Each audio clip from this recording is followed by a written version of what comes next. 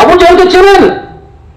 12-13 বছর বাচ্চা হুঙ্কার দিয়ে বলছে, বলছে বেটা চিনি তো বই, কিন্তু তুমি কি করবে? সে তো যুগ প্রসিদ্ধ এই অনেক বড় বাহাদুর, তার চতুর সাইডে কি থাকে, কনস্টেবল থাকে। বলছে তাকে বেটা ভাইয়াকে কিন্তু ছাড়বে না, সে আমার নবীর সামনে গালাগালি দেয়। সাথে সাথে আরেকজনের কথা বলে দিল, তোমাদের শিকার যাচ্ছে, তখন ও কাতার সাজাচ্ছিল। কম বক্ত যুগের ফেরাউন। নবীজি বলছেন আমার ভাই মুসার ফেরাউন ছিল, আমার যুগের ফেরাউন এই। তো কাজ ফিনিশ করে দিয়েছে। আজকে আমাদের গায়ে তারা আছে, শুধু হাজি নামাজি করার জন্য তোমরা নয়, দেশে আগুন লাগলে তো পুরো ঘরে বলবে না। বড় লক্ষ্যে আল্লাহ তাদের কাজ চালু করেছে আন্তর্জাতিক লেভেলে।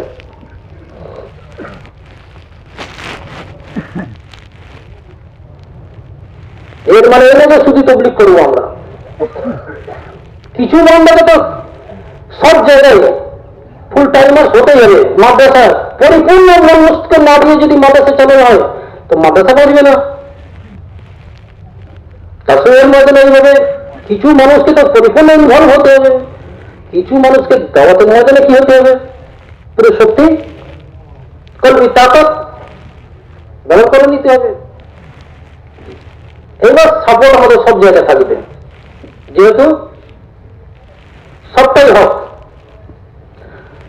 আগেকার যুগে একটা ডাক্তার পুরো বডির উপরে চিকিৎসা করতেন, আমরা ছোটবেলা দেখেছি, ঠিক না? যদি বলুন, একটা ডাক্তার অল ওভার। এখন রোগ এত বেড়ে গেছে, একটা সাইডের যদি ডাক্তার হয়, হার্টের বা হাড়ের বা চামড়ার বা চোখের, তাও আবার আসে শুনে শুনে কি ওষুধ দিচ্ছে না, ব্লাড টেস্ট করে এসো, সুগার মেপে এসো, কত কাজবাজি হচ্ছে কি হচ্ছে না। একটা সাইডের ডাক্তার সঙ্গে সঙ্গে ওষুধ দিচ্ছে না, হাত কাঁপছে। কিন্তু বিশাল কথা হচ্ছে বাতিল গোনা ভাইরাস এমন ভাবে ছড়িয়ে দিয়েছে, তো ইমানের পরিপন্থী এক একটা সাইডে বিভিন্ন রকমের ভাইরাস হয়ে গেছে, কঠিন জায়গায় দাঁড়িয়ে গেছে। কিন্তু প্রত্যেকটা দিকে আমাদের কি হতে হবে, এস্টাবলিশ হতে হবে। কিন্তু সবকটা আমাদের কাজ এটা মানতে হবে। চোখের ডাক্তার যদি বলে তো কানের ডাক্তার কোনো দাম আছে নাই, বা শুনলো কি আছে, তাই বলে কেমন চোখ না বলে পড়াশোনা করা যাবে না, ছেলেগুলো দেখা যাবে না, এরকম এ কথা কোনো যুক্তি আছে বলুন তো দেখি? চোখ চোখে যাবে, চোখ হাত হাতে যেতেন, হাত কান কানে যেতেন, সবটাই ঠিক। কিন্তু ব্যাপার হচ্ছে এই যে সব কথা নিয়ে চলার সাথে সাথে, যেহেতু পুরো উন্নতকে নিয়ে আমাদের চলার ব্যাপার আছে, ওদের কারণে আমাকে এর ব্যাপারে ইনভলভ হতেই হবে। যেটা বলছিলাম যে আমরা জানি এটা কাজ হক করা দরকার, কিন্তু সমস্যাটা এইভাবে কি করে কি করবো, এর জন্য কিছু ফর্মুলা আছে, সেইভাবে চলতে থাকলে আল্লাহ তাআলা আমাদেরকে শক্তি দান করবে। আমি আবার বলছি, আমাদের ওখানে মুফতি মেহমুদ সাহেব এসেছিলেন। মুফতি মেহমুদ সাহেব বড় মতের মানুষ, বড় মতের মধ্যে কথা বলতে বলে দুটো ঘটনা বললেন, আপনারা জানেন, তথাপি আলোচনা করছি। কাসেম নানতুবি রহমতুল্লাহের ঘটনা। সেই যুগের বাতিল দুর্বল ছিল, উলামা একরাম সবল ছিলেন। এখন বাতিল সবল হয়েছে, আমরা দুর্বল হয়েছি। 100 বছর আগে বা 70-80 বছর আগে, 150 বছর আগে উলামা একরাম সিংহ পুরুষ ছিলেন, তাদের জাহির বাতিল সুউজ্জ্বল ছিল, বাতিল এত ক্ষমতাধর ছিল না। আজকে বাতিল ফুল পাওয়ার এসে গেছে, আমরা দুর্বল হয়েছি, ভাবতে হবে আমাদের অনেক কিছু। দুটো ঘটনা বললেন, মাদ্রাসার লাইনে একটা ঘটনা বললেন যে পাকিস্তান পেশাওয়ার থেকে কিছু ছাত্র আসছে, তখন এক জায়গায় ছিল, বদর সেদিন নামে ছিল।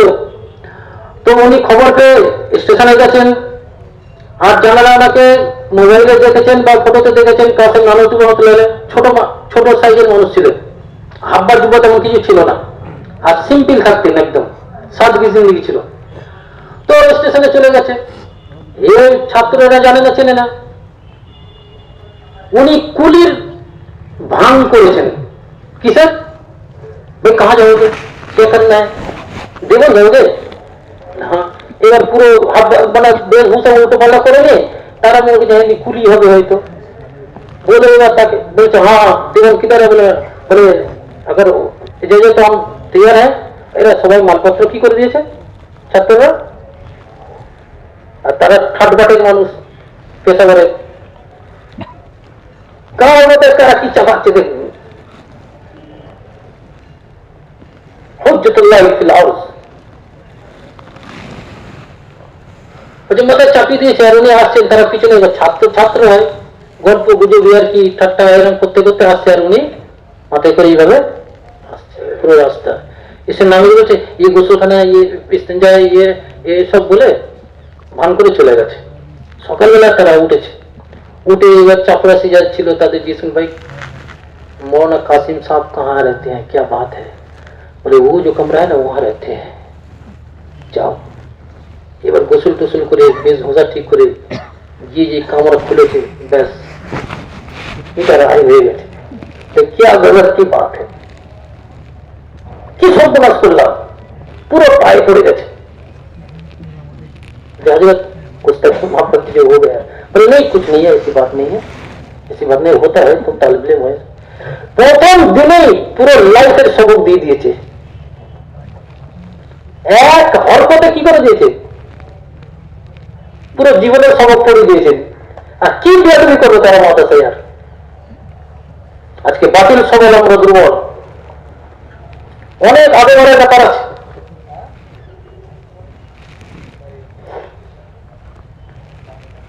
আর একটা ঘটনা বললেন, এর মানে এই নয় যে জঙ্গল ফাঁকা হয়ে আছে, জঙ্গলকে ফাঁকা মনে করা ঠিক না। এই যুগে যাদের দরকার তাদেরকে আল্লাহ তাআলা রেখে দিয়েছেন, অসুবিধা নেই। ওই আল্লাহ আজও আছেন, ফুল ক্ষমতায় আছেন।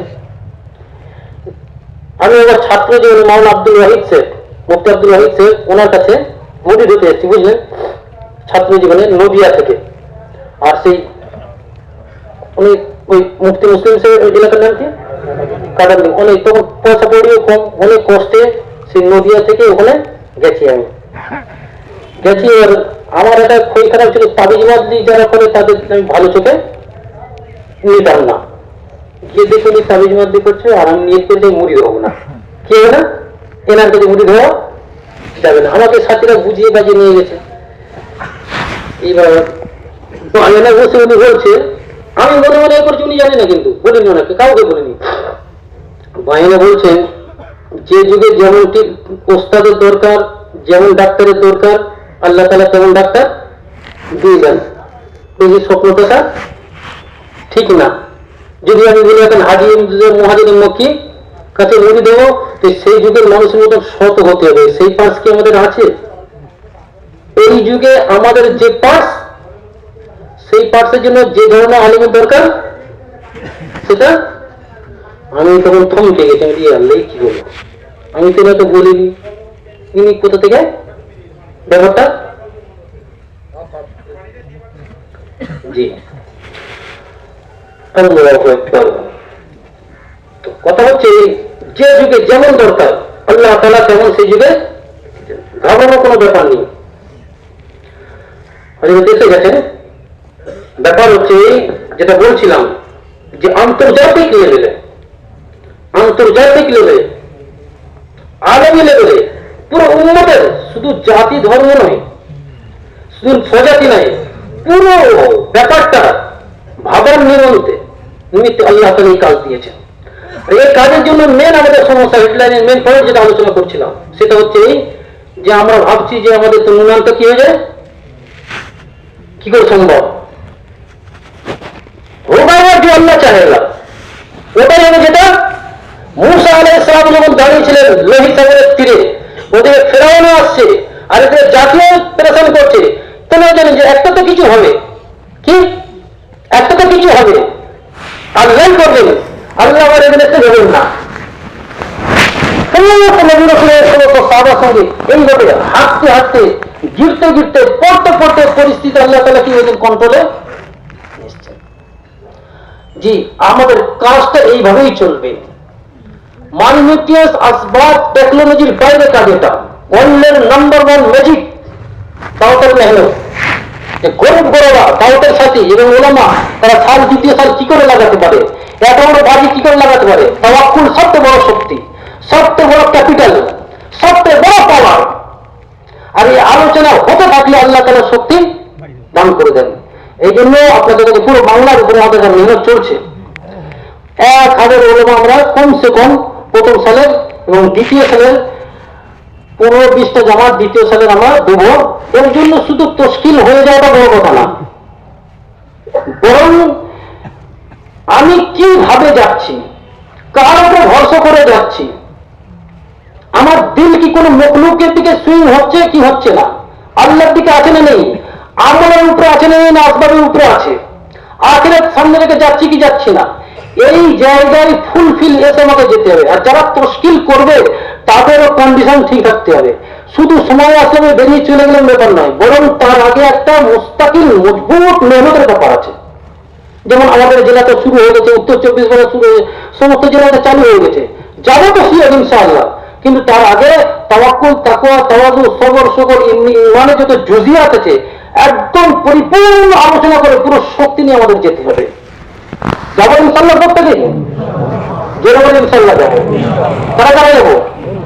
জি, আমাদের হযরত হোসেন এই ব্যাপারে ফিনিশিং কথা বলবেন, আমার প্রত্যেকে এভাবে তৈরি থাকবেন ইনশাআল্লাহ।